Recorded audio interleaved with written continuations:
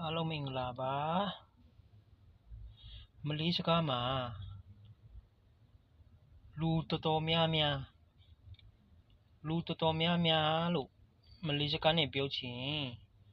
ဘာညအော်ရန်နော်အော်ရန်ကလူပုဂ္ဂိုလ်ဘာညအော်ရန်နောက်တစ်မျိုးကရမိုင်အော်ရန်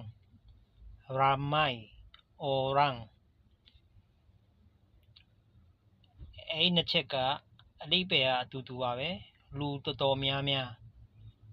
ဘာညအော်ရန်ရမိုင်အော်ရန်လူတော်တော်များများလို့အဓိပ္ပာယ်ရပါတယ်လူတော်တော်များများဘာညအော်ရန်ရမိုင်အော်ရန်လူတော်တော်များများလို့ဆိုလိုတာပါ